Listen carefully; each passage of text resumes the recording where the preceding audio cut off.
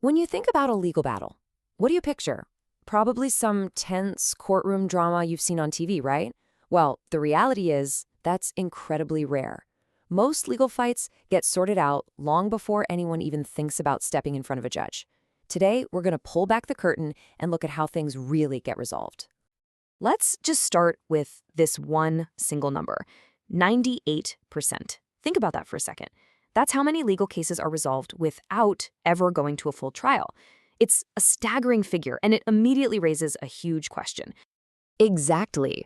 If they aren't ending up in a courtroom, where on earth do they go? Well, that's the big question we're diving into today. And the answer lies in two really powerful alternatives that happen completely outside the traditional court system: mediation and arbitration. So let's break them down, see how they work, and figure out which one might be right for different situations. Okay, first up, let's talk about mediation. And at the heart of this whole process is, you guessed it, the mediator. Now, don't picture a judge in a black robe. Think of them more like a neutral peacemaker or maybe a negotiation coach. Their entire job is just to help guide the conversation toward a solution that both sides can actually agree on. The keyword there is facilitates. See, a mediator has zero authority to make a decision. They're not banging a gavel. Their whole role is to help the two sides communicate better, to understand what the other person actually needs, and to find some common ground. The ultimate power to make a deal or to just walk away always stays with the people involved. It's their call. And this isn't some obscure fringe process. Not at all. Mediation is deeply woven into our legal system. It's a totally standard step for resolving all kinds of disputes in small claims court, many civil cases, and especially in family court. It's a common, accessible tool that gets used every single day. All right, now for the second path, arbitration. And this is where things get different. If the mediator is the peacemaker, then the arbitrator is the decider. You can basically think of it as hiring a private judge to hear your case and then make a final binding decision. So that word binding is absolutely crucial here. Unlike a mediator who just guides the conversation, an arbitrator listens to both sides of the story and then, bam, they make a final decision that is legally enforceable. Both parties agree ahead of time that they will honor whatever the arbitrator rules. This gives you a definite end to the dispute. So why would you go down this road? Well, there are some major advantages. For starters, you can pick an arbitrator who's an actual expert in whatever you're arguing about. You definitely can't do that with a judge. The whole process is almost always faster and way more private than a public court.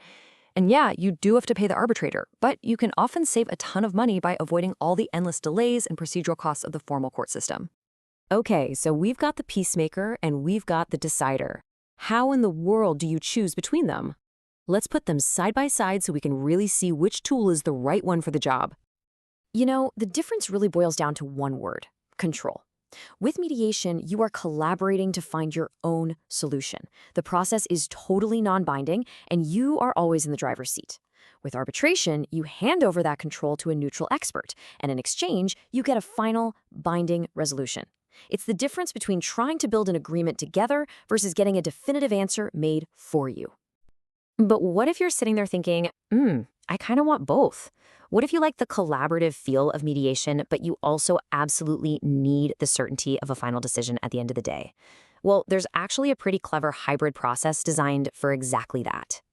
It's called Med-Arb, and it's just as logical as it sounds. You start with mediation, giving everyone the best possible chance to work things out together. But, and here's the cool part, if you can't agree on everything, the process doesn't just fail. Instead, that same neutral person switches hats. They become an arbitrator and make a binding decision on only the issues that are left over. It really gives you the best of both worlds, a chance to agree with a guarantee of a final resolution. So, we've covered the what and the how, but let's talk about the why. Why is understanding these options so important for anyone facing a conflict? Well, because this is about way more than just legal strategy. This is about the human experience of it all. I mean, let's be honest. Being in a legal dispute is incredibly stressful. Emotions are running high, the whole thing is confusing, it's full of pressure, and for most people, it's something you'll hopefully only go through once in your life. These alternative processes, they're really designed with that human reality in mind. And because of that, it requires a total mindset shift. Instead of being purely adversarial and focused on fighting, the focus moves to finding a practical, workable solution. It's about reality testing, like what can we actually achieve here? The goal shifts away from winning at all cost to just reaching a good enough outcome that lets everyone move forward. Your lawyer's role changes too, from a warrior to a problem-solving guide. This brings us to a quote that just perfectly sums up this new reality. In a world where 98% of cases settle, your ability to settle is more important than your court skills. When you really think about it, that one single idea, it changes everything. So the next time you face a conflict, ask yourself, do you need a warrior for a courtroom battle that will likely never even happen?